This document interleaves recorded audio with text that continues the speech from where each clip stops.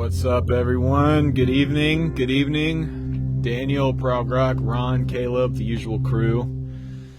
Everybody is joining in on time. I'm starting these a little bit earlier than I normally do. Just so that my wife, I'm not keeping her up, crazy late. Also, I'll give a future hello to all the people that watched these on replay, which I recently learned is actually quite a few people, and it blows my mind to know that people actually watch these whole things. It's awesome. So, Keith Noonan, what's up, man? Luke, newbie here. Yep, first time seeing you in here, Luke. Minneapolis, very cool. Victor, welcome. The whiskey drought continues. The great whiskey famine of 2018. What's up, Desmond? Is still going strong. I've not been to my local bottle shop purveyor of spirits yet. So, James, what's up? Yeah. But I am drinking a really nice wine tonight. At least I think it's nice. I like it. It's a Cabernet. Anybody ever had Decoy before? This is it's pretty good. Jeremy, what's up, man? First live stream in a while. Yeah, good to see you. Love the video on playing to an empty room. Thanks, Daniel. That video kind of I legitimately debated for a while on whether or not I was going to post that, but I kind of had an honest moment with myself where I was like, no, my goal, when I first started this channel, what's up, JT? Welcome. We got some new people in. Let me know where everyone's watching from. Victor from Lisbon. That's cool. Yeah, so when I started this channel, it was my goal, and still is my goal, to develop a community around basically telling my story and sharing what I do and how I do it and what I do it with, so that maybe I could inspire and entertain some people. And honestly, that was oh, cool. Valdosta, right on. Quebec, California, Rochester, Bill, very cool. It was kind of, I don't know, I'm really susceptible when I play live shows. Some of my friends who are musicians can play in front of 2 people or 20,000 people, and it doesn't affect their mood or how they play or how they perform or anything. It's almost like they don't even take into account the crowd. For me, I'm very susceptible to the energy of the room, and I can't help it. It's something I've always tried to work around. I haven't been on the road since December. This has been kind of quite some time off, and but all last year I was touring a lot. I probably did, probably well over 200 shows last year. Desmond, who was the bass player in that last gig vlog, that is my friend Trygve Myers. Trygve, Trygve. Trygve and I go way back. He's a really, really great friend of mine. He is, he's a riot and an amazing bass player. He's actually considering starting his own YouTube channel, I think. So I'm trying to encourage him, I think, to get into that. But yeah, Trygve is the man. He's a badass. But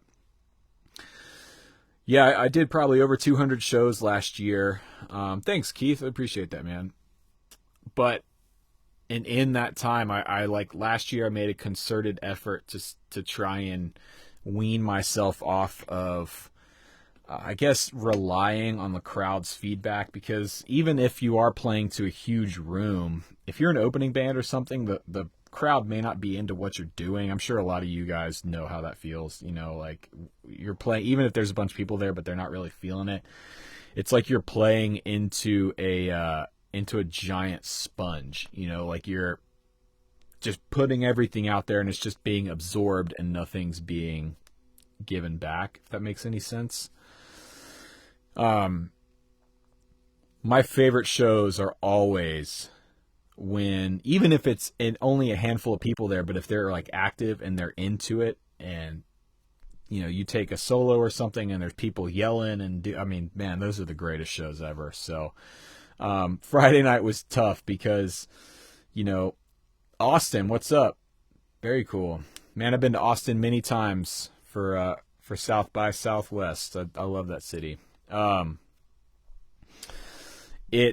You know, it was a big room. I think that room is like a 600 or 800 cap club in Greenville. It's a brand new place, which I think is part of the reason there wasn't a lot of people there. Like the room's only been open for 4 or 5 months, and Noah was telling me that most of the people that came up to him and talked to him after the show were saying, "Oh my God, I had no idea this was here." So I think a lot of people didn't know where the place was, and it's just kind of like a perfect storm of just people not coming out to the show. So for me, I struggle with staying in a good mental state when you look out in this big, open, cavernous room, and there's people there. I mean, there's probably 50 or 60 people there, which is not nobody. That's a number, but when they're in a room and they're all spread or out around the edges of the room, and then there's just a couple people up front, it feels like it may be empty. So it might as well be empty. Sonny, what's up, man? First time I'm playing Chicago with my band. There were 5 people in the audience. We had our contract that we didn't need to play. We had in our contract we didn't need to play. We did the show next time we played. There was 150. Dude, that's how you do it. Just build it up, grassroots style, you know. You're right, JT. An engaged crowd can change your night, even if it's 20 people. What's up, Michael? Present and accounted for. I'm gonna start taking roll, dude. That's it. Scott. Hope everyone's having a good night. Promotion issues. Yeah, Daniel, I think it might have been a promotion thing, but, you know, that's out of my hands. I just show up and play. Joseph, you've played for hours to 3 people. So it's cool. I think that video hit on a common subject with most of us here. You know, we're all musicians. We all play, and those of us who play out and who gig, we've all played to nobody. We've all done it. It's called paying your dues. Jeremy, I think I made the right call putting out the video. Thanks, man. Newbie here in LA. What's up, Alan? Alan, actually, that's my middle name. And that's how I spell it, actually. My full name is Everett Alan Shull. So that's cool. And my best friend growing up, it was Alan Tolbert, who you guys saw in a vlog for a couple weeks back, if you saw that. But he spells it Allen. So, Caleb, did Noah like his new amp? Yeah, he's still getting used to it. He's definitely still getting used to it. Noah's primarily an acoustic player, so when he switches to electric, he doesn't have the experience of like knowing what he wants to hear and knowing how to get it out of the amp. So especially with a new piece of gear, it takes him a little while to wrap his head around it. So Canaan played a 45-minute gig to 2 adults and a baby. Now that's actually not the smallest show I've ever played. The smallest show I've ever played was here in Atlanta. This was 6 years ago. And actually Trigvi was on that gig as well. With an artist friend of mine here in Atlanta, and we played this club. It's now called Aisle 5. I was actually there on Sunday nights watching Dynamo play, and we played Aisle 5 to 2 people, and after our first song, I forgot about this. After our first song, I think both of the people left, and it was the bartender, and by the end of our set, the bartender had stepped out for a smoke break. So it was literally an empty room. I mean, literally, there was nobody there. Oh, man. I forgot about that. But, Ellen, correct way it should be spelled. Right on, man. You only play in your garage, Jeremy? Hey, man. That's sometimes that's all you need. Daniel, that's a really good word, man. Even if you play to one person or 3,000, you still have value. That's true.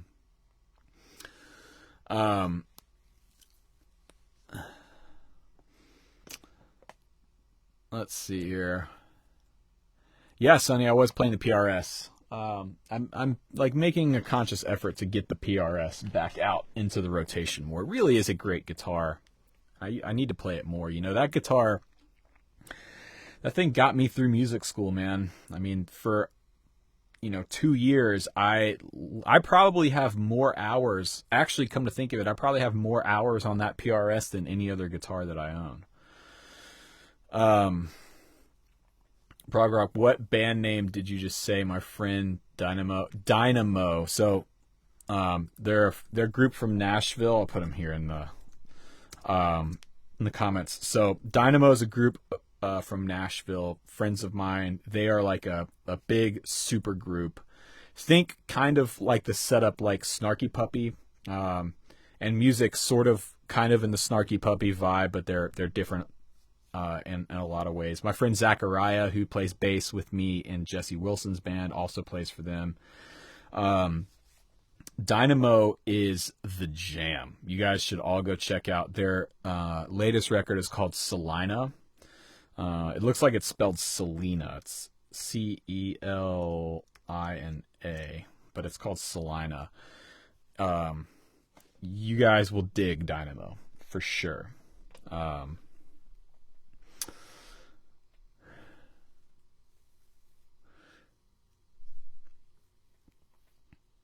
Canaan, do I plan on getting the deluxe reverb?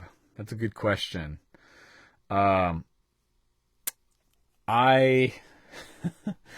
want it, but it's, after taxes, see, taxes here are 7%. That's $2,900. So that would be like $240 in taxes. So that would be basically $3,200. That I just don't have and can't afford. If you guys are new to the channel, my wife and I, we moved back into my parents' house a little over a month, well, probably now 2 months ago, from our own place, so that because we're trying to save up to buy a house, probably in Nashville. We're in Atlanta now, but probably in Nashville. And I can't save up to buy a house if I'm dropping $3,000 on 67 deluxe reverbs. That being said, that amp is exceptionally good. It's very good. I am in the market for basically exactly what Noah bought last week. Small little 112 lightweight combo amp. Because right now, a lot of what I'm doing is driving back and forth to Nashville for rehearsals and showcases and singer-songwriter stuff, and playing with Noah, where I don't need my big, divided by 13 and everything. I can just take a small little combo, throw it in the back of the truck with my pedal board and a couple guitars and just go. That's what I'm looking for. Prog Rock, do I know the Zappa song Dynamo? I actually don't. I'm not very well versed on Zappa, on Frank or Dweezil, unfortunately. I should probably jump on that. Being a guitar player, I should probably know that stuff. Keith, back in my gigging days, we played to a lot of small crowds, but sometimes it was cool. Just got to talk with more of them and meet some nice people. That's honestly my favorite thing. Well, one of my favorite things about playing live and touring especially is hanging out after the show and meeting people and talking to people. It's like some of the greatest experiences I've ever had on the road have come from making connections with people after shows. It's so cool. And so, I hope to, as this channel grows, what I want to be able to do is when I'm out on the road on tour for extended runs, I'll put out my tour schedule, and any subscribers that want to come out to the shows, we can, make a hang and do like a meet and greet kind of thing after the show or whatever. So that would be the coolest thing ever to me. Am I a fan of Hot Rod DeVille's? I am. I'll tell you what I like more than the Hot Rod DeVilles, though, are the Blues Deluxes. Those are fantastic amps. Maybe you should get one of those. Just like a Fender, like a Tweed Blues Deluxe or something. I think that'd be good. You see those a lot around Nashville. A lot of the country guys are playing those, and vintage black faces, ironically. Nare, what's up? You are used to small, intimate crowds as a recent grad classical musician. What's up, Ray? Yeah, actually, Nare, that's interesting. I meant to ask you that the other day. What are your gigs like? Do you do mostly solo stuff, or are you accompanying like an orchestra, or are you in like a trio? I want to know more about your gigging life. That's really fascinating to me. And also, I want to come out to a show whenever you're playing one, so hit me up. Also, congrats on, like, your channel's killing it, by the way, right now, Nare, so congrats on that. My family and I, we were just upstairs eating dinner, and we were watching a couple of your videos upstairs, so. Chamber music or accompanying someone or solo occasionally. Nice. That's so cool. So yeah, I want to kind of do like a discussion thing tonight, because I want to hear from everyone here, you know, on Bobby is your main audience. Yeah, well, Bobby and now, like, you know, 14,000 people on the internet. So that's not a bad audience. I want to get like a discussion thing going, talking about practice. So I am the world's worst practicer. I'm so undisciplined. I actually rarely ever practice. I've never been the type of player that's had the discipline to like sit for hours a day, 7 days. Now, I did when I was in music school, but that's because I had to. I had to do that to stay on top of everything, or else I would have failed out. But since then, you know, most of my practice time when I'm gigging a lot, when I'm in a season of playing out a lot, I have to practice a lot to like learn songs and shed on stuff. So like 2 weeks ago, I was practicing every day learning Jesse's new songs, but that's different than like deciding to sit down and learn a new concept or work out some new techniques and stuff. That stuff I'm horrible about. And for me, I think it's because I get so incredibly frustrated so quickly with myself as a player. If I like can't get something, I just get so frustrated that I have an aversion to practicing, and I want to figure out how to get past that because I want to get better. I want to learn new styles and get fluent in new styles. So it's like, I know we've got some people here who've come over from the Rick Beato camp, and Rick Beato, you know, his style, he is that guy. He's always been the guy that can sit for 10 hours a day and just shed. And so, yeah, I want to know about your practice schedules. I want to know about your routines. How do you guys deal with that? Do you deal with that aversion to like practicing or getting frustrated? Because honestly, for me, it can be crippling. Leave Luke alone. Practice 5 to 10 minutes at a time, just day after day. That's good. That's good. Nare, how much do you practice? Be interested to know that. I'm sure it's a lot. It has to be a lot. Scott, the best thing I found is to incorporate the concepts that you learn into songs. Find songs that use whatever you're trying to learn. You know, I've done that too. In the way I do practice, anywhere from 0 to 4 hours a day. Yeah. Now, that's cool because I play a lot. So for instance, today I shot a video that'll be out tomorrow morning. And it's a gear video. It's a demo video of this dynamic distortion. But I wrote a track for it. And so I played for probably 5 hours today. But it was not practice. It was writing and producing and writing, coming out with parts and EQing and mixing and all this kind of stuff. And so I put that kind of in a different category as practice. So the way I do like to play is, you know, I'll learn a song or I'll transcribe a solo or something. But when it comes to like the more academic side of playing, I'm horrible. I've never been able to like shed on scales or arpeggios or anything like that. I don't know why. I just can't do it. Let's get caught up on these comments here.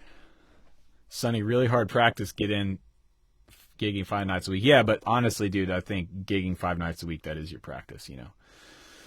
Aaron, what I do is take 20 minutes, assess stopwatch, and work on several fundamentals at a time, like speed or scales. Yeah.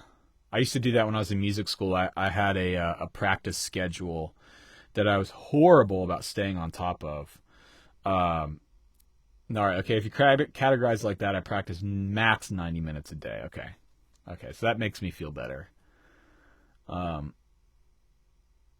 Yeah, Sonny, playing live is very good for learning stuff. You're right. Yeah, you're absolutely right. Keith, you've been noodling and making noise for 35 years. I mean, you're bound to get good after 35 years. So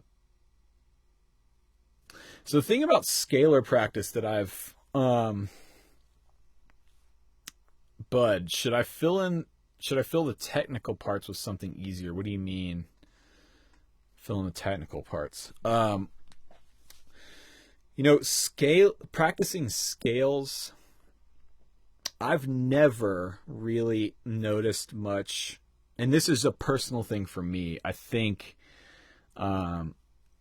this works for a lot of people, but for me, this doesn't work as well. But like just sitting and running scales up and down has never helped me actually learn, especially when I'm learning like modes or even more challenging stuff like whole tone and harmonic minor scales and stuff like that. I can learn the shapes and play the shapes, but that does not actually help me incorporate that in a musical way at all. Because most of what I do when I'm soloing or playing live is improvisation, and I'm not a jazz player by any means, but like, you know, playing with Noah, pretty much every solo I take is completely different. I just play. And I'm sure most of you are like that too. So for me to incorporate a new melodic idea, it really needs to be ingrained in my subconscious to the point where it's just part of my language and I can get it out. And so for me, like just practicing scales running up and down is not an effective way of putting that into my like basic vocabulary. So let's see here. Scott, I feel like if you don't apply what you're learning in scales and modes, then for me it just goes in one ear and out the other. I set the end result. Yeah, see, I'm the same way, man. I can practice scales and arpeggios and stuff for 3 days straight, and then I don't touch it for a day, and I come back and it's just, it's all gone. But if I learn a song or learn a solo, you know, I was working on some, sorry about the HVAC system, I'm in a basement, so what are you going to do? But you know, if I learn, you know, I was listening to Matt Schofield the other day, and I like a lot of his stuff because he, you know, him, Robin Ford, those guys are great. The blues, jazz, fusion guys I really love. And I picked up a couple new licks just by listening and playing along with that, but because I learned it, because I listened to it in a musical context, it was much easier for me to incorporate it into my vocabulary. It's like language, honestly. Like if you are learning something new, if you hear somebody speak conversationally, it's much easier for you to pick up on something rather than just learning vocabulary and everything like that. Ray, focus on licks, then, and technique and phrasing. Right. Yeah, I mean, Luke, I'm assuming your name is Luke. Leave Luke alone. They're good warm-ups, but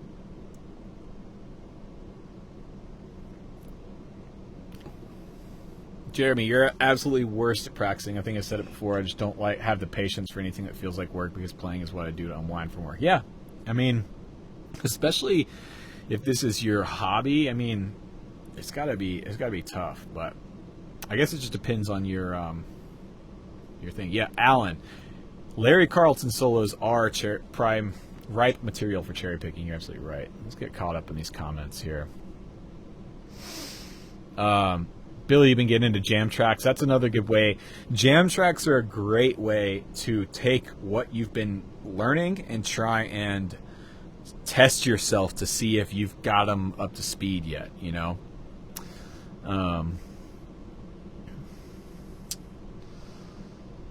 Let's see here. Scales are like alphabet licks and words are words and expressions, right?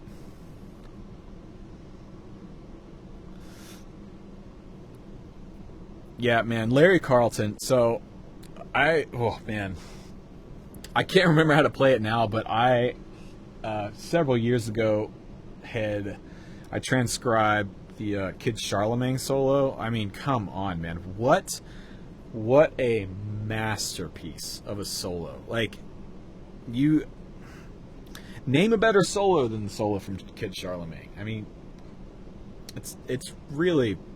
God, it's just Carlton is just the best.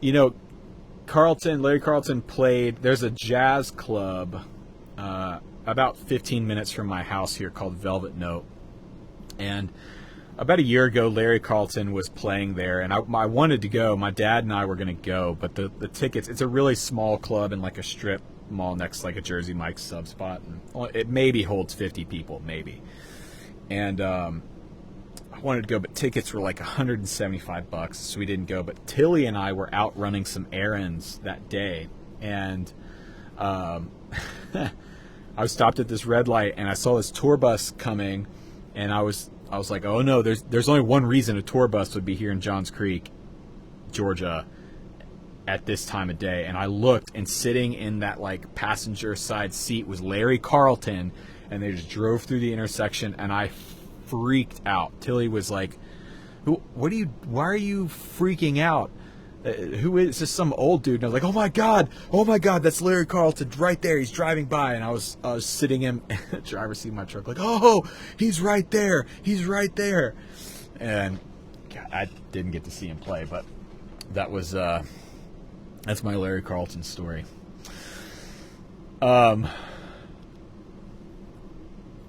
Practice all the time, always thinking in terms of relating them to a piece I'm working on. That's, I think writing is another good way of practicing.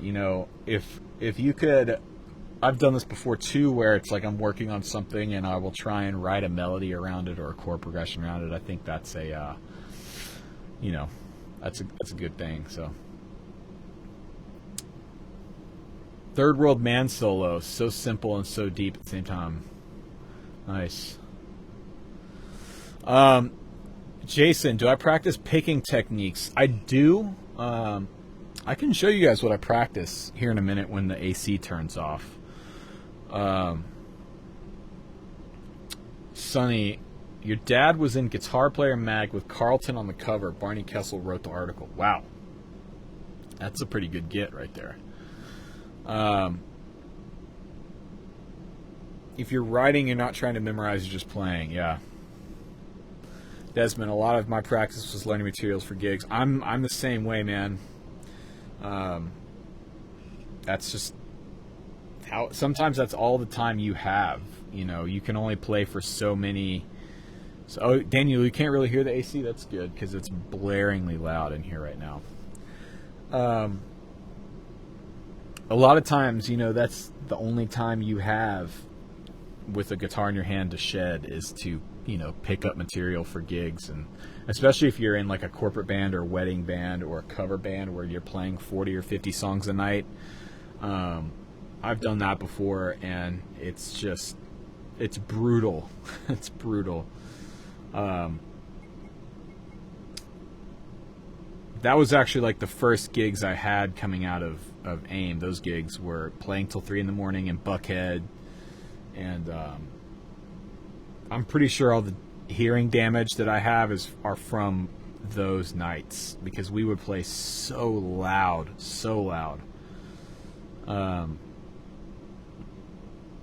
Practice ear training in the car when listening to the radio, spotting key centers, chord progression. Okay, that's a really good point, Alan. I do the same thing with, I don't listen to like country radio that much, but it's almost a game that I play now with myself, especially with modern country, because it's all so formulaic. So if a country song comes on, you know, basically I will try and guess, because most likely I've never heard the country song before then, so I will try and guess the like the verse progression, the chorus progression, and the bridge progression before it happens. So it's like, you know, it may start on a 1-4, and then be like, oh, okay, I'm feeling this is definitely probably a 4-1, 6-5 over the chorus, and then I bet they're going to start the bridge on a 2. So they'll go to 2, 4, and then a 6, and then I'll like play the game with myself and see if I'm right. And, you know, surprisingly, it's pretty easy to call them out. But that's cool. Daniel, what festival were you learning songs for? Scott, haven't had a minor chord yet, so bam. Oh, man. I got a new guitar. Well, it's not mine. My friend Keith from Guitar Guru Network gave me a guitar to demo for his YouTube channel, and it's pretty cool. It's completely different than what I normally play. Let me grab it for you.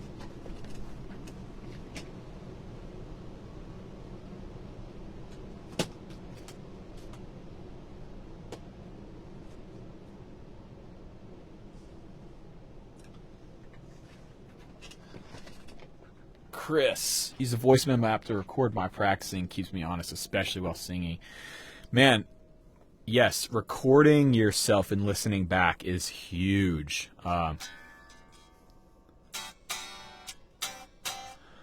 Hundreds of corporate and wedding gigs, you literally play 4 or 5 sets. Yeah, recording practice is massive, because you think you're really listening and really hearing how you sound, but man, when you actually listen back, it's tough. So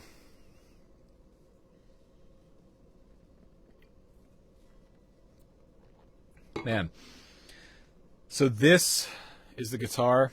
It's an LSL, which I'm a big fan of LSL stuff, but I've never played any of their like super.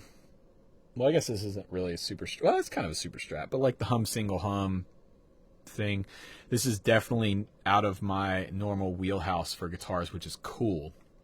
That's one of the coolest things about this channel, is it's opening my world to a lot of new instruments. So mahogany back, and I'm assuming it's a maple neck. Couldn't tell, but really cool top on it. Really resonant.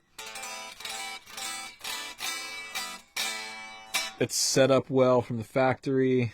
So somebody was asking about picking exercises earlier. Let me scoot my chair up a little bit so you can kind of hear it. Oh wait. Somebody was asking about picking exercises. I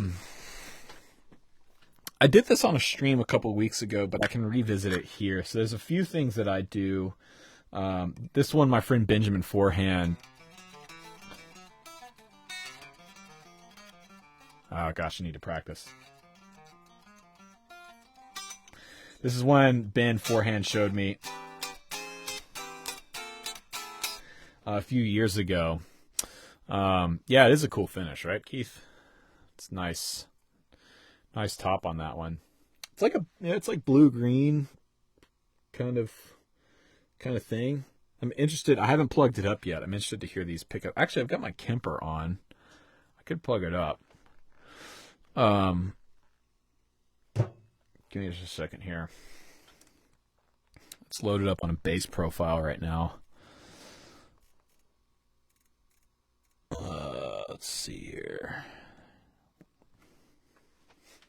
Grab a cable. Oh.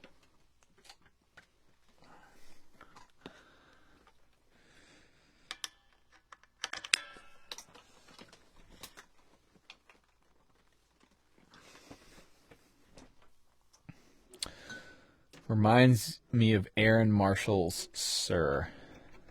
Let's see. All right. Hopefully this is this may or may not be coming through. Let me see here. No, it's not. Okay, so what I'm gonna have to do, let me pull up a Logic session here so I can get this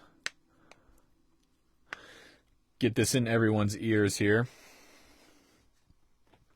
Let's talk amongst yourselves for a second.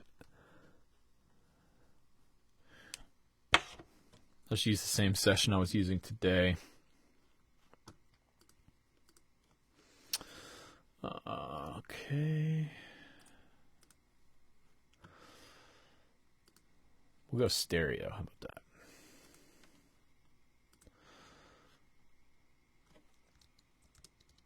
Okay. There we go. Can you hear that? This is literally the first time I've plugged this guitar up.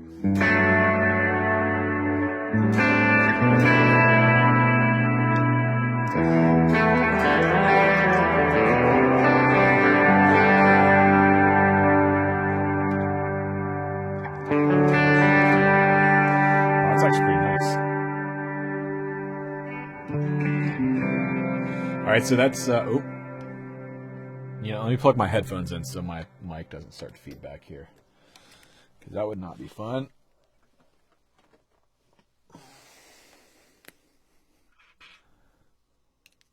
Chris, do I set up my own guitars? No. I have my buddy Dave on a Rado do all of my setup work for me. Dave is a monster. Yeah, Ray, reverb much. No, this is a patch that I actually bought. This is from a guy named Brien Carr. He's a worship guitarist for a church here in Atlanta called Passion, and he released a Kemper profile pack maybe last month, and so I bought it just to listen to try and compare his sounds to my sounds, and they're actually really good. So anyway, that's the bridge pickup. Somebody was asking for second position. I'll turn this reverb off. How about that?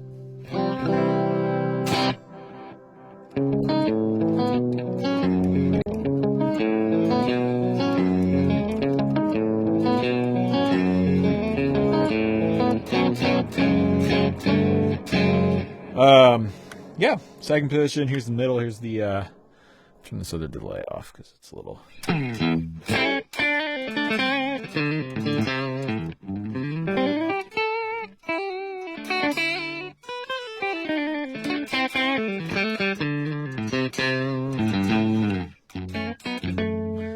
All right, fourth position.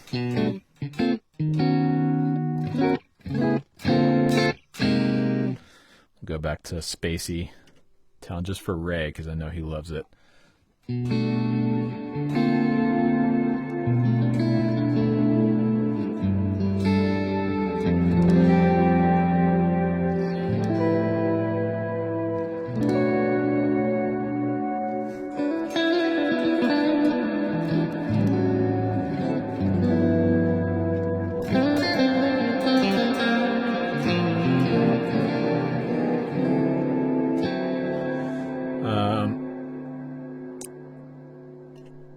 Then here's the neck.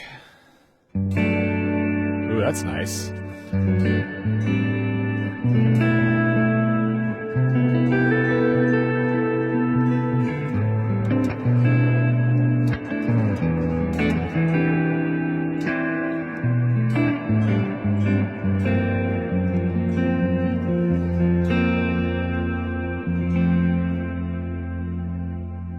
Yeah, I like it.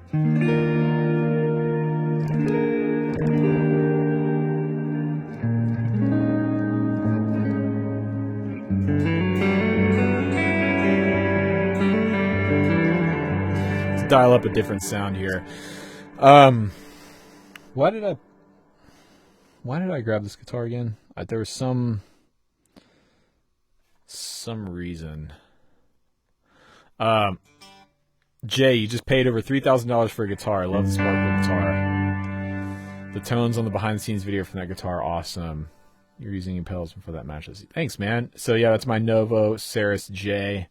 I was using some pedals. So on the solo that I took in that video, I was using my my Hoof Reaper from Earthquaker Devices because it does that awesome Hendrix, Octavia octave fuzz thing that I just really love. And so I was using that and then a little slapback, but that was basically it. Oh yeah, picking tips. Okay. So let's turn off a lot of this.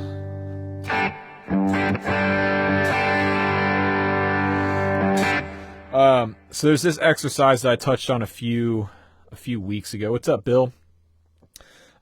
It's this kind of weird finger confusion thing that my friend Ben taught me that he actually came up with. And you can tell I haven't practiced it in a while because it's confusing my fingers. But basically it's this. So it's...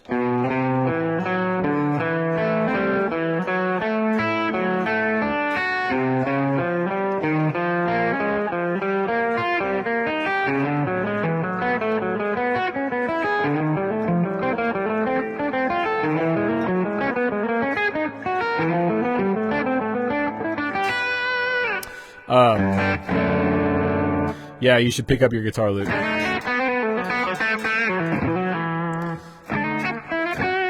That's one of those licks I'm trying to get away from. I've been playing way too much. You get stuck in those ruts, you get tired of hearing your own playing. That's one of those.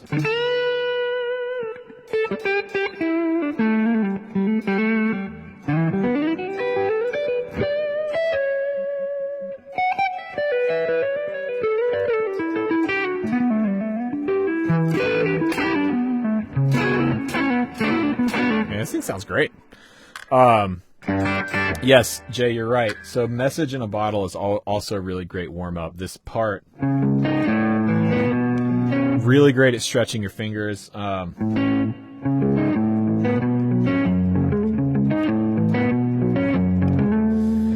Another thing that with picking in the right hand, one thing that I was struggling with that a teacher of mine taught me one time is I was always really bad, and still sometimes am, especially if I'm nervous or if I'm playing too hard, that of my thumb bending like this and angling the pick down. So one thing when I'm practicing, especially with this weird exercise, is keeping my pick completely flat against the string. So you're actually getting a lot more tone from the pick that way. So you get a lot more, it sounds more deliberate and more confident when the pick is flat versus, so if you just listen to that, I'll turn off the reverb here, but if you just listen, this is with the pick flat, angled, you hear that difference?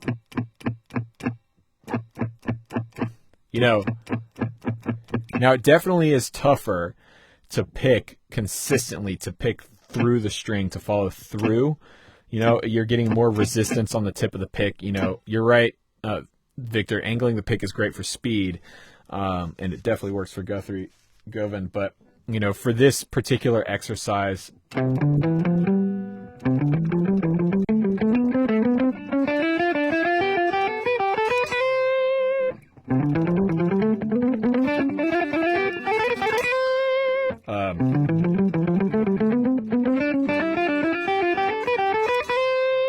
also scalar sequences, everybody does these.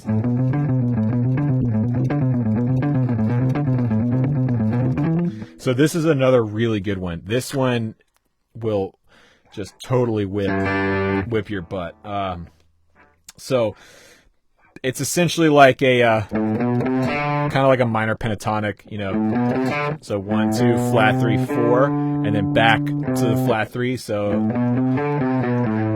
and what we're gonna do is you're picking down on the first note. So in this case, A, you're picking down, and then on D, you're picking up. So what happens is you go and you pick up on the D 5 times, then you move down to the next set of strings. So you get this 1, 2, 3, 4, 5, and then I go up, and now I'm picking down on the G. So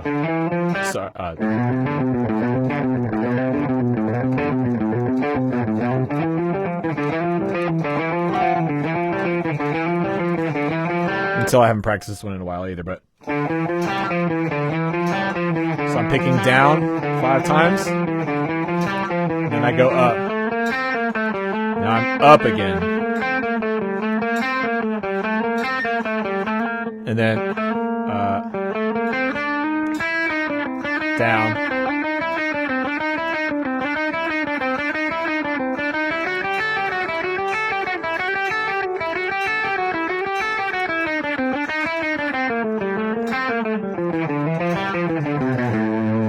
And then you can also switch between, so instead of 1, 2, flat 3, go 1, flat 2, flat 3.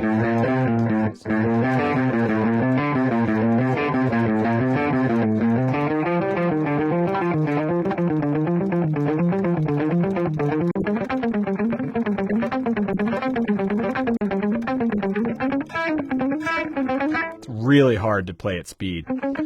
My buddy who taught me this could do it at like except not in triplets, but so that's one thing that I try and do, and the key with that exercise is to try and build strength and stamina in your left hand as well. So the way I was taught to do it was take your phone, set your timer for start off at 5 minutes and play the exercise for 5 minutes straight without stopping. And at first, you probably, at least I couldn't do it 5 minutes all the way through without stopping. It was brutal. So those are 2 things that I do a lot. Also, the typical, everybody knows these, but the 1, 3, 2, 4, these are good warm-ups to kind of wake the hands up in the morning. So,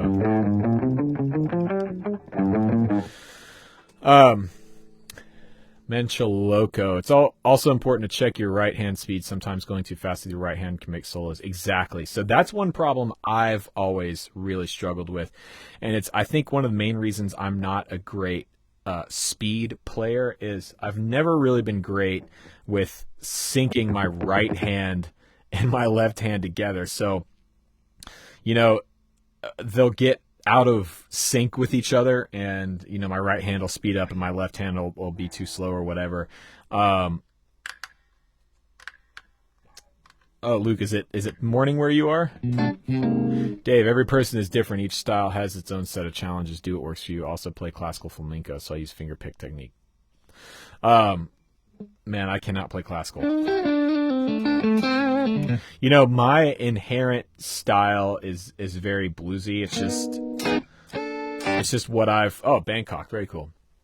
It's just what I've always played. It's what I've always listened to. Hendrix is the reason I picked up a guitar. That's really my sound. And so... but I'm trying to kind of break away from that a little bit and introduce some new sounds and styles into my playing.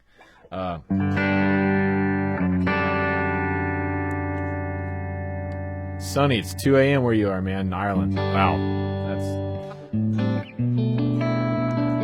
guitar feels really great.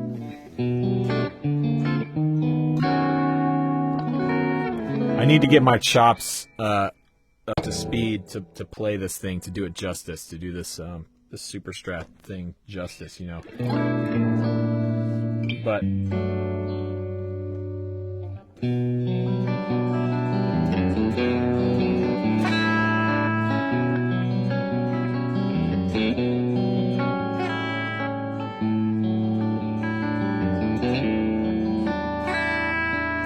flat neck, it's not super I mean, it's probably no,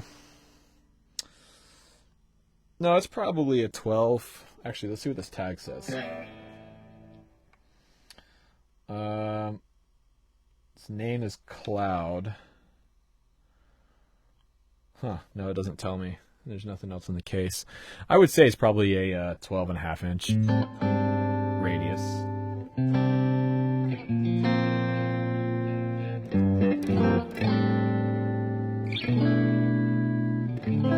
feels great though.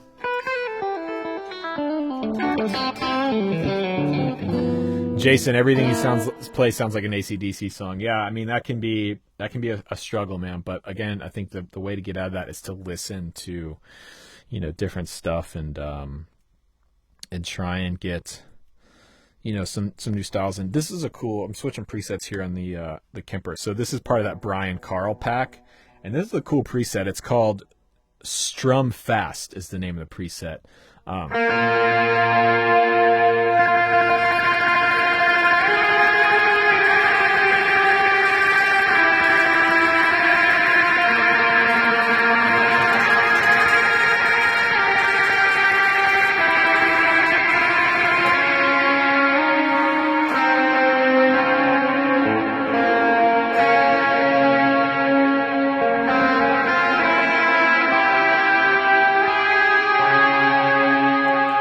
I mean, that's pretty cool. I would sit and play that for a while. I think there's a clean version. Let me see if I can find this.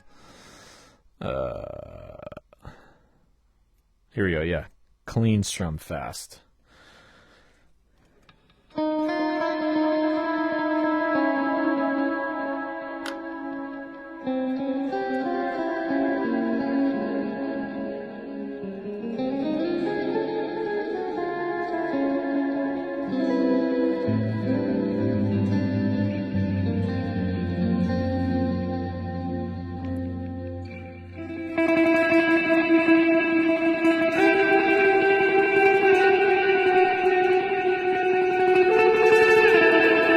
I bet this will sound cool with a slide on. Yeah, you're right, Mark. So this profile pack is from a contemporary Christian guitarist. What's up, Zuby? You're playing drums at a jam right now. We'll put the phone down or the laptop down and get back to drumming, man. You can watch this later.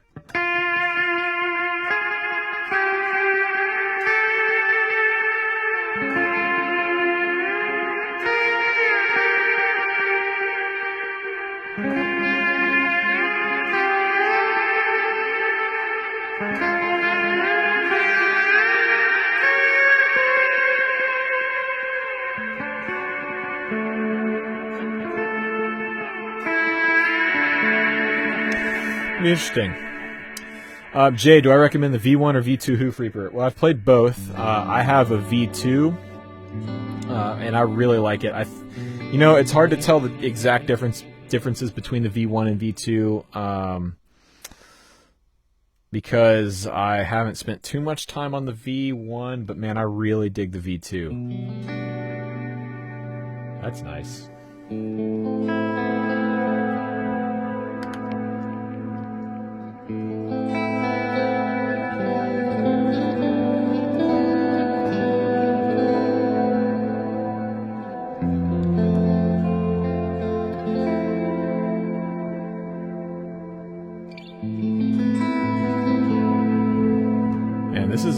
These are cool. I haven't really spent much time with these presets yet.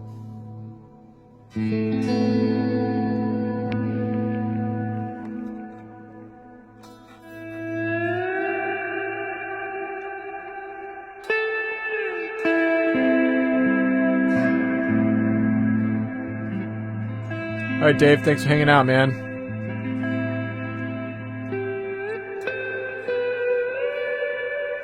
Now I'm just noodling, but anyways, so those are some picking exercises that I work on from time to time. I also like to work on, you know, there's some of the solos I've learned. Oh, you guys want to hear something crazy? This preset was on the Kemper when I bought it. This is called Alien Bender.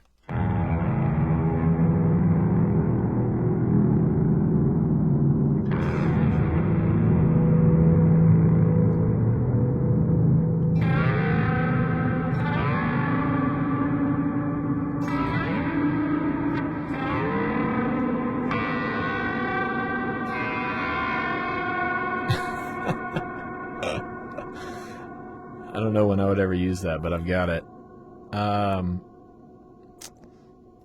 This one's called Martian Dubstep. I don't know who came up with these.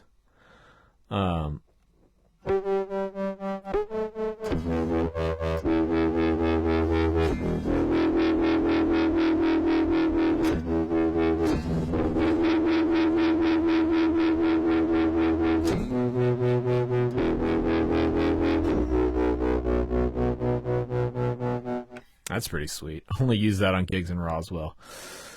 Mark, I'm not up on all your gear. Which PRS is one you're playing in that video with Noah? That's my that's actually my oldest guitar. Well, one of them. It's the guitar that got me through music school. It's a let me grab it for you. It's a CE22.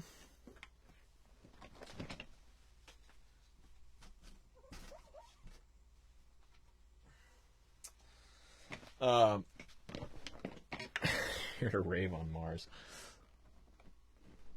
So this is my CE22. This guitar has been with me through thick and thin, man. These are really great.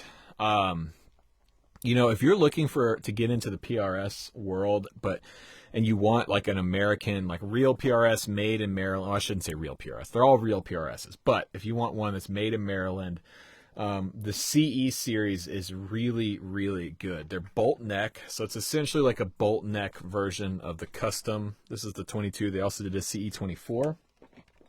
I've talked about these on a live stream before, but you can find these. They don't make them anymore, so you can find them used. But these can be had for anywhere from $1,100 to like $1,800. And they're great guitars, man. They're really, really good. The pickups, these are the Dragon 2s, I believe. So, and you know, this one doesn't have like a crazy top on it or anything, which I actually kind of like. I'm not a huge fan of like the wicked, crazy flame maple and everything. I kind of like a more subtle guitar. Oh, you have a 94 CE22. Yeah, this one's a 2008.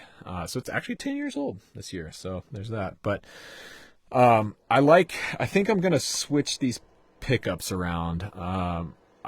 Locking whammy. No, it doesn't lock. It's like a Strat bridge, essentially.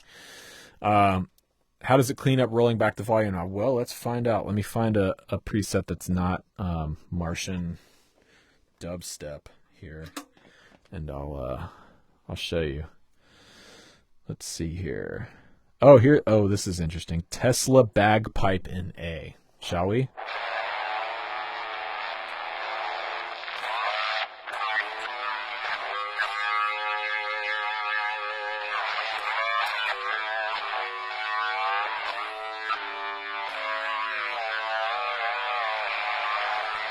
Wow.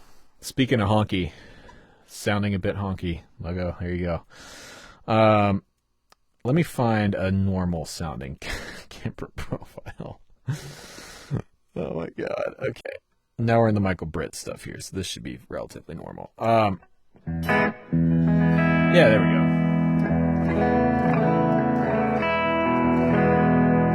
go. So, bridge pickup.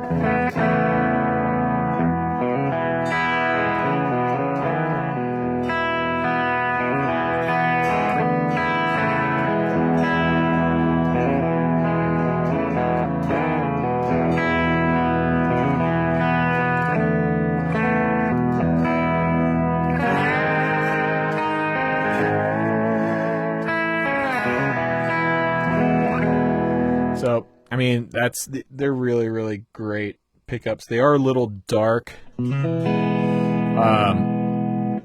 mine is modded too. I should say this. So most CE22s, at least mine, came with a rotary switch here instead of the three-way toggle.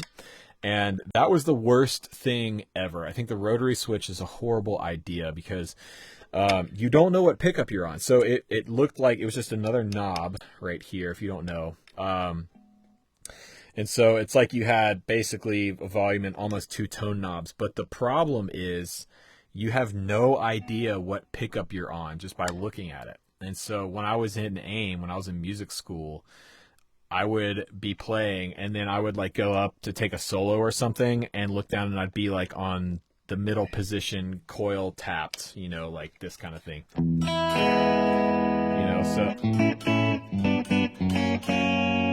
So I had a buddy of mine swap it out. So it's got the 3-way toggle and a push-pull here. So yeah, that's the mod. Honestly, I could totally do away with the push-pull. I don't ever split the coils on these pickups. A lot of people talk about, oh, it's great to have coil tap pickups because you can get, it can be a humbucker guitar and a single coil guitar. But the problem is I don't like the way coil tapped humbuckers sound. So here's the bridge. Hold on. Let me tune this up because I want everybody watching to not freak out that my guitar's out of tune.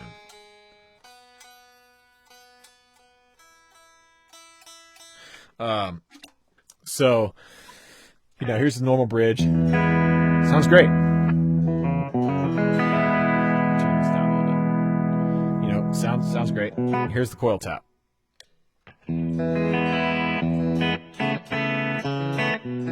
I mean, to me, it sounds almost like a piezo pickup, and especially like put some drive on it.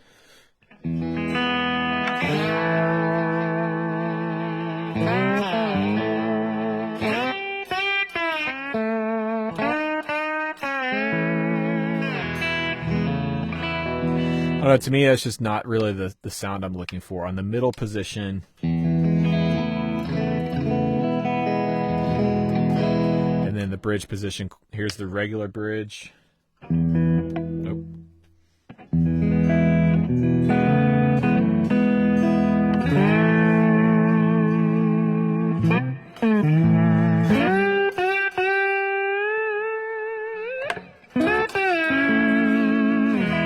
And then coil tapped. Oops.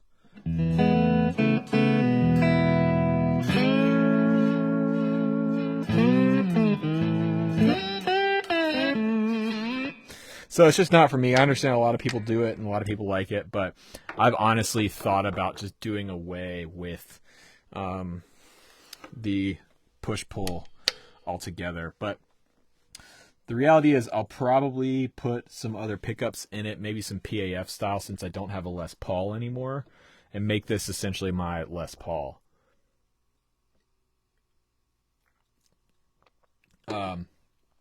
A set of like really nice low wound PAFs, and just not do the coils tapped at all. And so yeah, Mark, when I want to hear that, I grab the Strat. Absolutely, man. I'm in the same boat. When I want a Strat sound, I grab a Strat. And so, speaking of Strats, the Echo Park.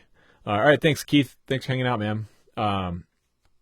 The Echo Park is going back to Detroit tomorrow, sadly. It's sitting in its case outside. Why no Les Pauls? I don't have anything against Les Pauls. I used to have a Les Paul. I had a wine red 2001 Les Paul Custom. Really great guitar.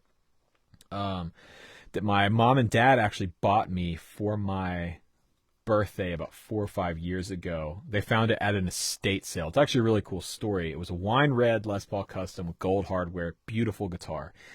And it was owned by a doctor here in this neighborhood who passed away, and so they had an estate sale. And this doctor, turns out was just a collector. He had, a ton of money and just collected a bunch of stuff. Why can't I turn this off?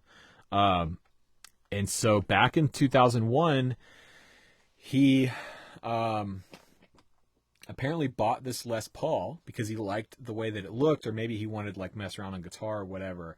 I don't know, but all I know is he bought the Les Paul and it sat in his basement on a stand for 13 or 14 years, completely unplayed. And my parents got it for my birthday. My dad was like the first person in line at this estate sale, like rolled up at like 6 a.m. to be the first in line to get this Les Paul, and he did. And he paid, I think, like $2,000 for it, maybe $1,900, which is a very good price for a mint 01 custom. So I had that guitar. Now the problem with it was the pickups that were in it were the 490 and 498 humbuckers, which Gibson did for a long time. And to me, those were just the worst pickups ever. For my taste, for my style, I could not do the 490 and 498. They were extremely hot, really high output, and there was there's no dynamics to them. Like, I really like guitars that are dynamic. How hard you pick can determine how it sounds. And this guitar with those stock pickups just didn't do that. So I actually did, I put Porter Anthem PAFs in it, which were great. And I gigged that guitar for 2 years, played out with it. But, I had my 335. I still have my 335. And it was just a situation. I really liked the Les Paul, but in any situation where I would have grabbed, what's up, Joel?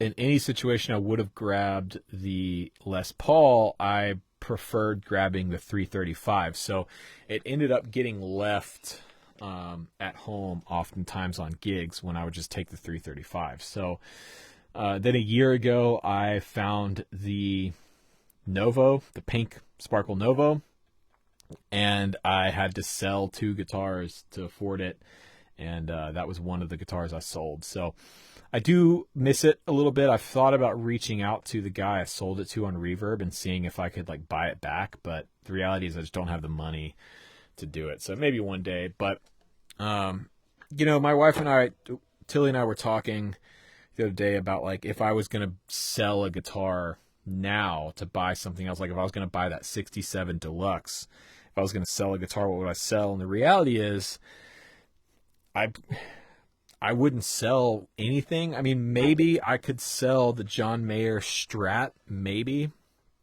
But even that, no, I don't want to let that one go either. So I'm happy with everything I have. Everything has its place. Everything has sentimental value to me.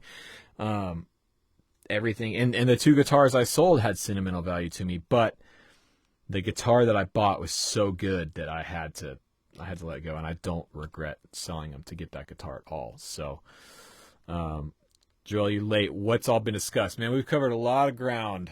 Somebody wanna catch him up, give him just give him the beats there. So,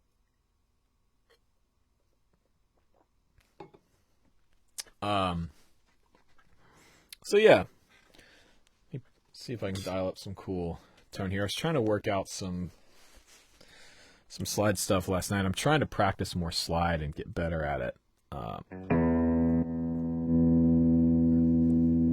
We discussed music. There you go.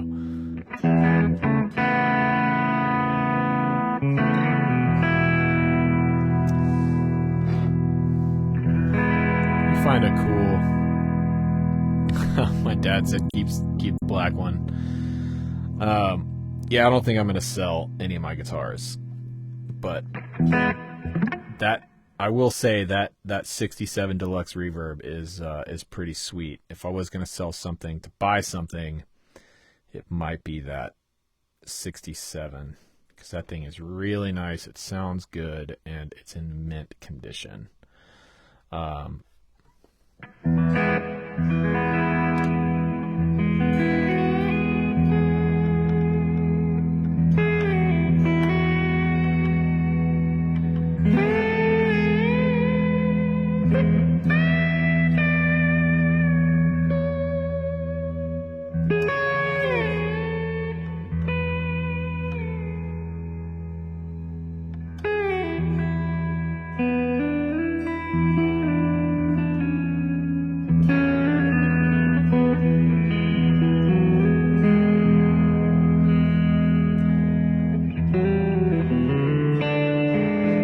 Mark mainly seems theme is nobody loves practice. Well, I think there are people that do love to practice. And that's how you get guys like Guthrie Govan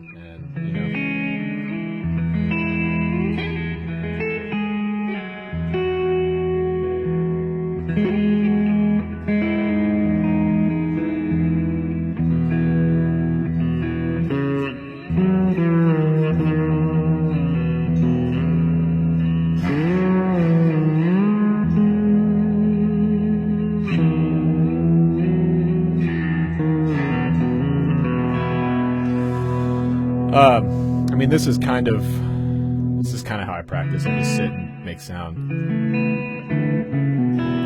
until something sounds cool. So, yeah, Mark, maybe Nari loves to practice. I mean, she's obviously practiced a lot over the years, you know.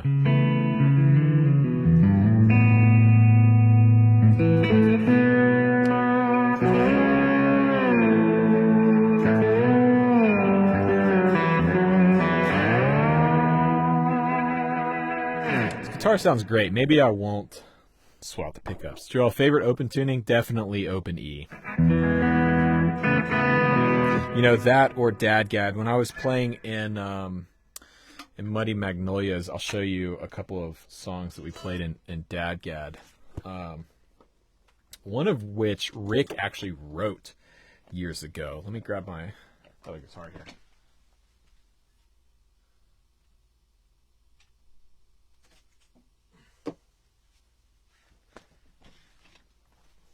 Mark, maybe you'll try CE after all. Dude, I highly recommend them. Go on Reverb. Somebody go on Reverb and look up the PRS CE 22s and post a link. I want to see how much they're going for right now, because they're really great guitars.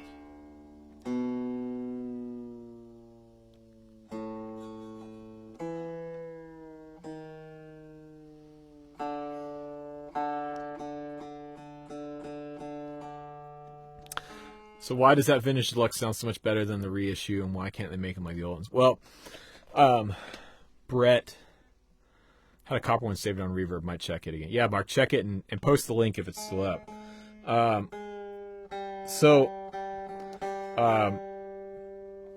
am by no means a vintage amp expert, Brett, but what I do know is back in the 60s, the blackface Fender amps were not printed circuit boards. They were not PCB amps like the modern reissues are. They're all hand-wired, point-to-point. Also, the electrical components, and actually my dad can weigh in here because he's an electrical engineer. But the electrical components, as far as the capacitors and resistors that they used back in the day, were just different. As far as the caps go, I think a lot of what was used back then was like oil and paper caps, whereas now it's like a ceramic style, I don't know. But so they were hand-to-hand, they were hand-wired point-to-point amps, which affects the sound. Also, the circuitry was slightly different. You know, the modern reissues, they had to change the circuitry slightly to meet certain safety regulations that didn't exist back in the 60s. So there was like safety regulations. There was ways that they tried to make them more reliable. They tried to make them easier to produce, easier to produce quicker and cheaper. And so they switched to cheaper components. They switched to printed circuit boards. They changed the circuit slightly to make it easier to produce. And all of those changes over time changed the sound. So when you listen to, you know, and I've done this, I've played real vintage blackface Fenders against the new modern reissues, and they don't sound the same. They just don't. They don't break up the same way. The speakers are different. That's another major part of it. The speakers in the new ones are a different design, and they're cheaper than the originals.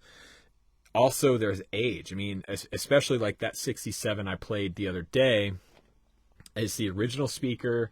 It has had a cap job, so it was recapped, but pretty much everything else on it is original. So that amp is 51 years old, and it's had 51 years to break in and change and age and all that kind of stuff. And that lens, it just adds to the character of the amp.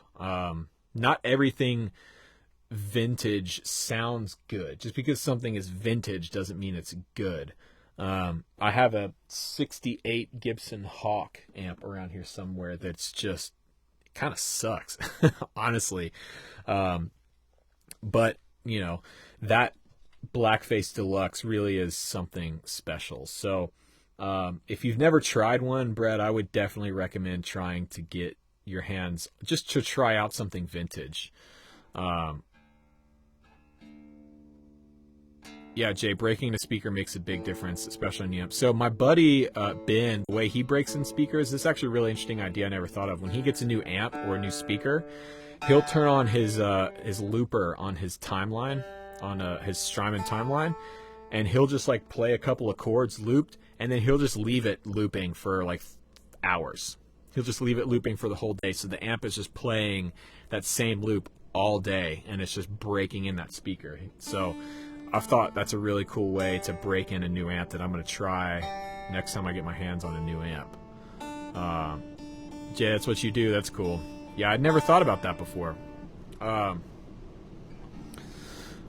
Sorry, Joel was asking about a tuning here. So, Dad, you're right. Different materials used on the cap circuits components with better tolerances. Joel, EBE, G sharp BE, that's your open E. Yeah, so it's an E major triad, Joel. Just think of like an E major triad in the open position here, and you're tuning your strings to this position, or to this shape. So let's show you the Dadgad songs that I really liked. Oh, they're Muddy Magnolia songs, which means I haven't played them in months, and unfortunately will never play them again. But not because I got fired or anything, but because the band is no more. But let me find a better sound than this here.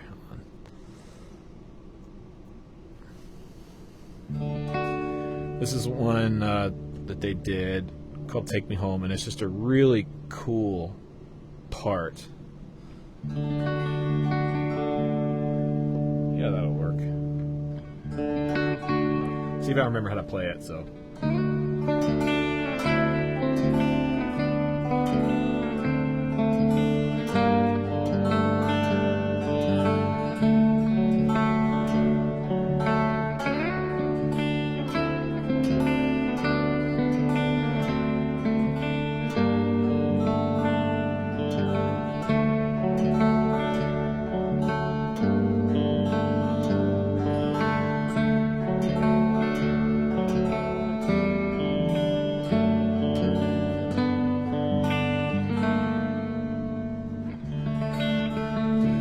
That's a really cool one.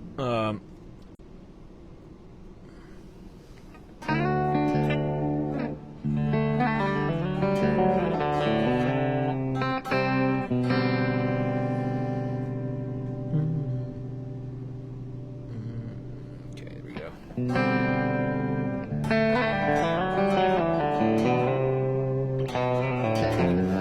I'm actually going to go to Righteous tomorrow. And hopefully they still have that deluxe there, because I want to play it again.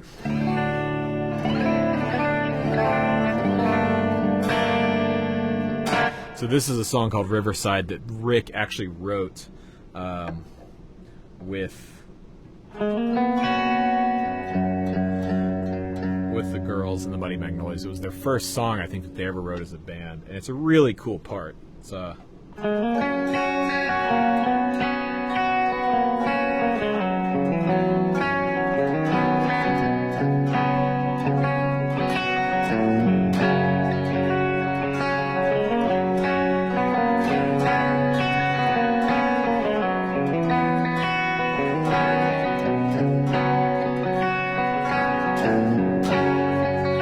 Joel, Rick wrote that for Muddy. Check out the B section here.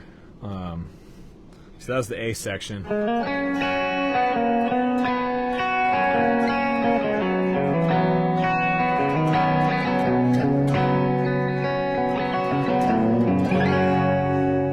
And like the pre-chorus was.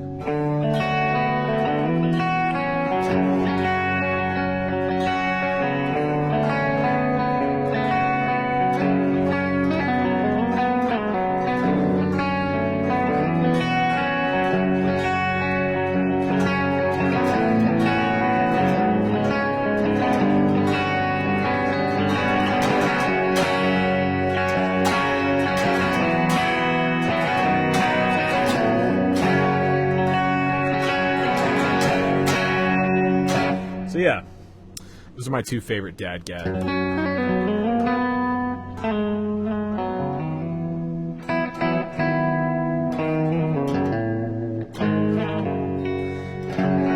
Two favorite tunings are DADGAD and Open E. So.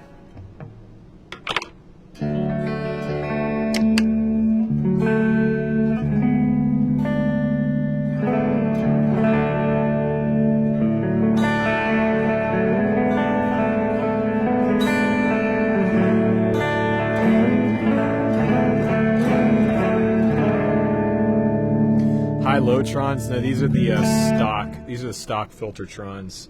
Honestly, they're really good. I've thought about putting TV Jones in this guitar, but I don't really think I need to.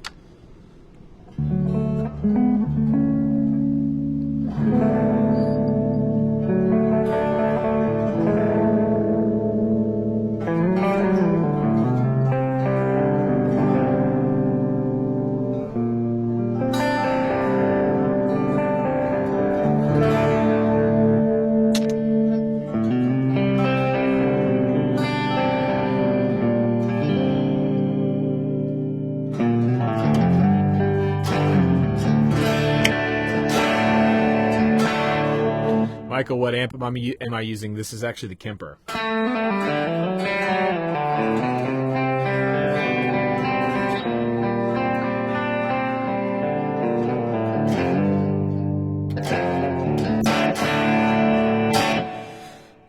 Sounds pretty good.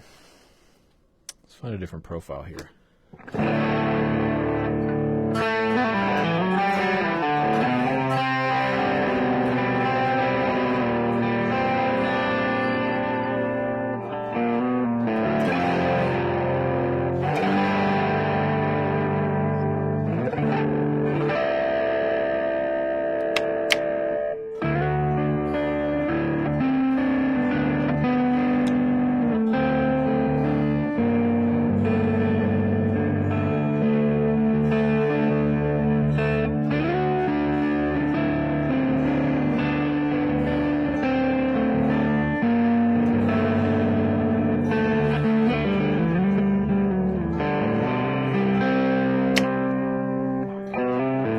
What's up, Eric? Yes, if I do end up with the Deluxe, which I don't think I will, but if I do, I will absolutely profile it for you guys. But the chances of me ending up with that Deluxe are slim to none at this point, unless I can talk Ben Calhoun at Righteous into letting me borrow it indefinitely forever.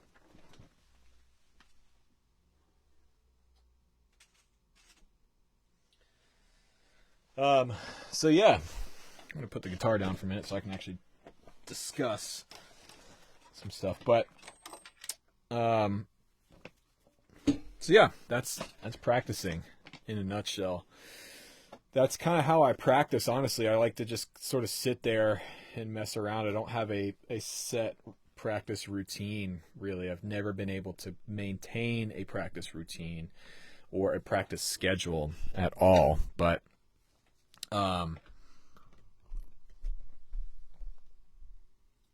what tuning do I prefer to play slide in? I play pretty much always in open E or open D, which is the same thing. It's just a whole step down. Some people get confused on that. They think open E and D are two different tunings, when the reality is they're the same tuning, just separated by a whole step. So a lot of times I like open D because it sort of gives you a pseudo baritone effect. I haven't done this, but I'm thinking about taking my black Telly, the one that I built, and putting a baritone neck on it. Just because I've never had a baritone, and I think it would be really cool to have a baritone guitar to use on tracks that I write, and on maybe even on some gigs. You know, somebody calls for a baritone, it'd be cool to have one. But a cool way to fake your way through a baritone is to play in like an open D tuning, or if your guitar can handle it, if you've got heavier gauge strings, you could try open C sharp. So your MVP 23 in combination with the profiles has helped my amp gas lately. Whoa, 4 new guitars, Eric, in the past 10 days. You kidding me? What'd you get? Problem with noodling too long, but lately I've been a lot stricter with myself, like going through all the permutations and scales, arpeggios, etc. Nice. Heard a nice idea. Take old picks, write things that you want to practice on, put in a cup of pull. That's cool, Jay. I've never thought about that before. You thought you had a bad habit, Jay. That's funny. Baritone too. I don't know. I haven't really looked into it too much, but I think I might just get a cheap baritone neck offline on like Amazon or something and try it out. So, Bill, any update on that project guitar you bought? Yes. Let me grab it. Oh, wait. Actually, it's in its case in a closet somewhere. So, yes, the Project Squire. It's still happening. I have not given up on it before I even started. I just haven't had the time or money to put into buying parts to upgrade it yet. I'm going to Dave Honorado's place this week to take my P-Bass to have him upgrade the electronics in it, which I'm going to make a video about, I think. But I want Dave to help me upgrade that guitar and make it playable. And so I want to make sure that I've got his basically approval on anything that I do before I do it, because I really trust his judgment. I want to do the right thing. So that project is happening. It's not, I didn't forget about it. And I will be giving it away when I'm done with it. But for now, I've got to get some money together to put into that project, unless somebody wants to sponsor it, but I haven't gotten there yet. EBMM, Cutlass Roasted, a Red Rocket Atomic, and a Keola Donaghy, and a Fender Elite Telly. Wow.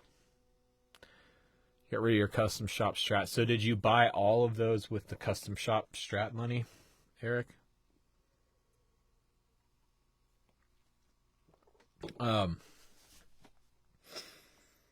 Yeah, and if anybody has any suggestions on what I should do with that Strat, I'm still open to ideas.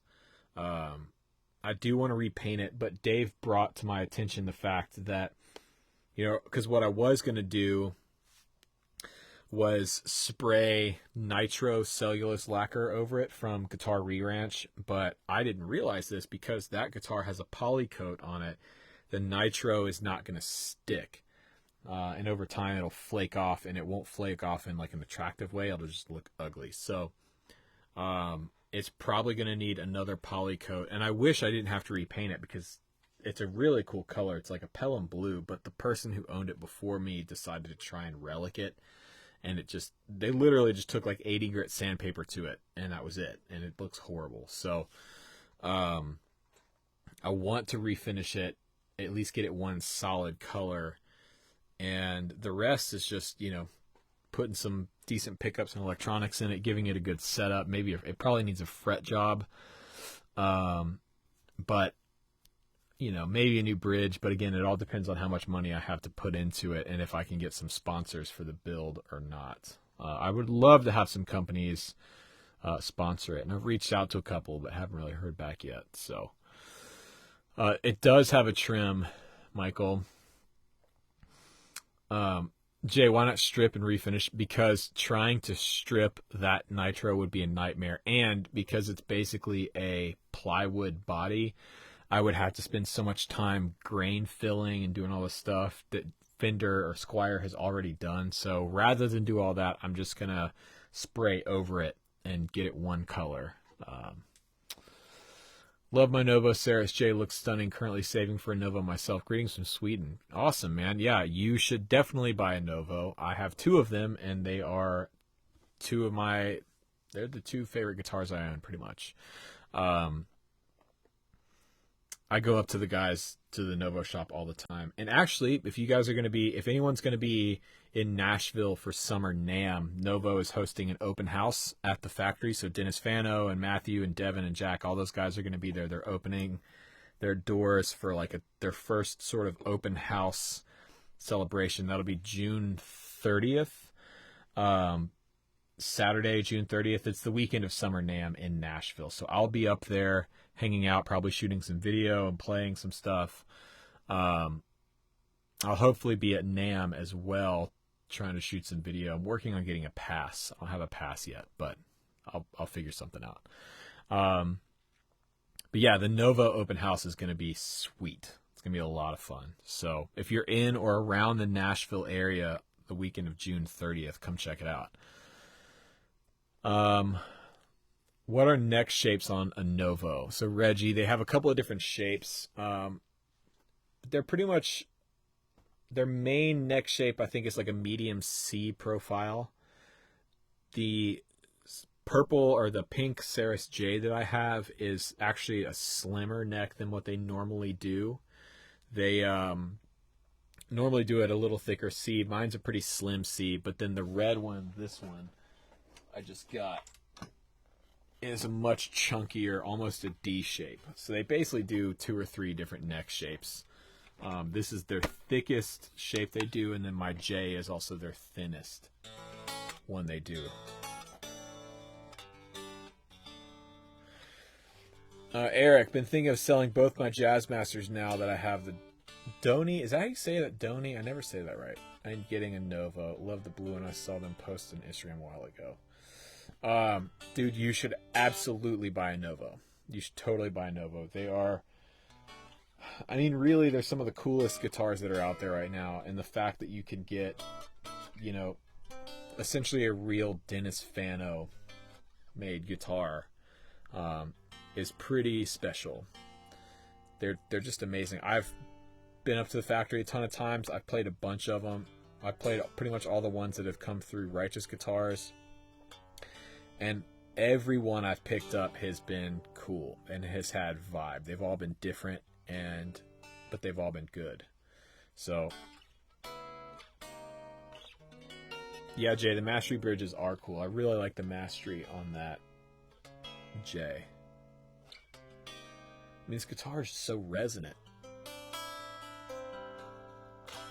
Yes, the vibe of the company is very cool. They're very cool guys. They're guys that I'm really, you know, glad to be supportive of them in any way that I can, because they really are just the sweetest dudes. Devin, Dennis, Matthew, Jack, and they've hired a bunch of new guys up there that I don't know yet. But man, I'll tell you what, the last couple times I've been up there, their shop is just buzzing. There's so many guitars that are being worked on and coming out of that shop. So shocked at the volume. Yeah, man, this thing rings like a bell. And this guitar is incredibly light. This thing is 6 pounds 2 ounces. And this is not a small guitar. Like, I don't know if you can tell on the video, but the Novo shape is actually pretty big. Like, this is a pretty hefty guitar. This is definitely bigger than your typical Strat or Tele. And because of the shape, they're actually really well balanced. So this guitar is so light that I was actually kind of worried about it being neck heavy and wanting to neck dive. But because of the shape, it has this lower bout right here. It kind of offsets the weight, and so they sit perfectly balanced. But yes, this guitar is 6 pounds 2 ounces. It's unbelievably light, and so because of that, it doesn't take much energy to make the wood move, and you get incredible volume out of it.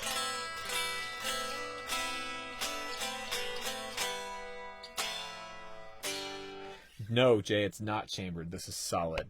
They are releasing a thin line version of the Ceres T, which I got to see the prototype a couple weeks ago, and I held the prototype body in my hands, and honestly, the thin line Ts are going to be as light as this guitar. Some of them might even be lighter than this. So you really, man, I would say now's the time to jump on the Novo train before they get, before everybody gets them.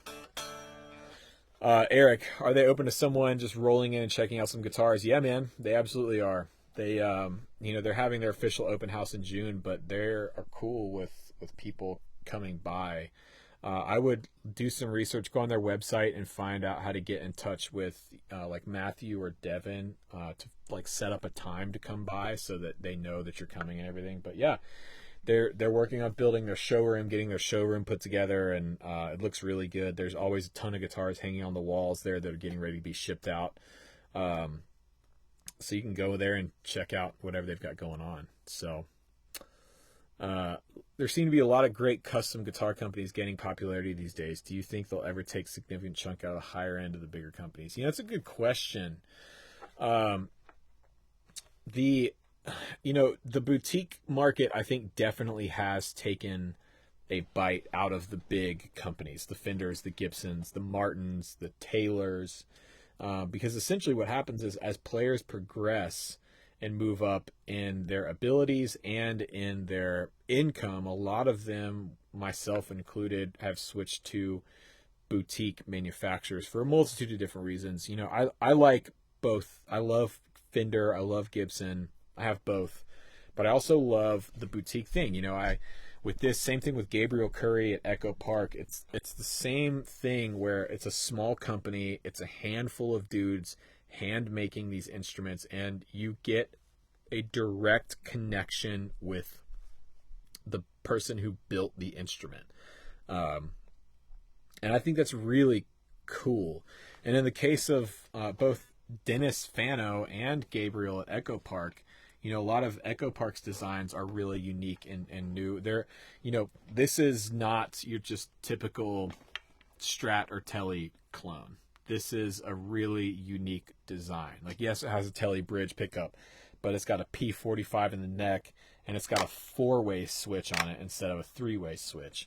And then the body shape, everything about it is just unique. These are truly unique instruments. And so I really, really dig that.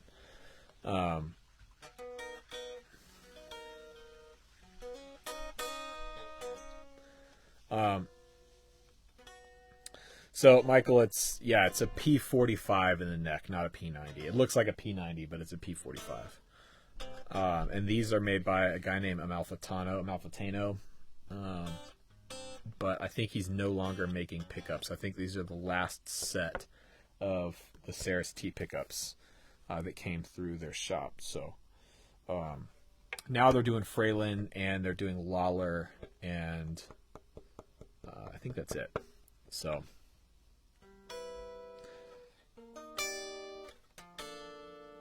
yeah, and I can't wait to see what Gabriel's going to send me next to demo, guitar-wise. I think it's going to be something really cool.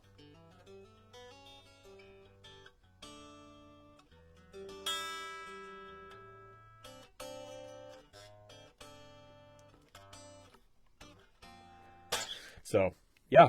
Well, anyways, I think that's going to do it for tonight. Thanks, everyone, for hanging out. It's a great stream. See, what bodywood do your Novos have? This is pine. They're both pine. These are tempered pine. So a lot of their wood is reclaimed and tempered. So anyways, thanks for watching. New video coming out tomorrow morning, 6 a.m. Eastern time. I'll be streaming again on Thursday. And yeah, I'm on track actually to do, I think, a video a week this week, which is my first time doing that, except for Thursday. But I have a live stream Thursday. So anyway, the channel's growing. Thanks everyone for subscribing and watching the videos and commenting and getting involved. It's awesome. The channel is really growing. So thank you. Please share and subscribe and all that fun stuff. But anyway, I will see you guys on Thursday.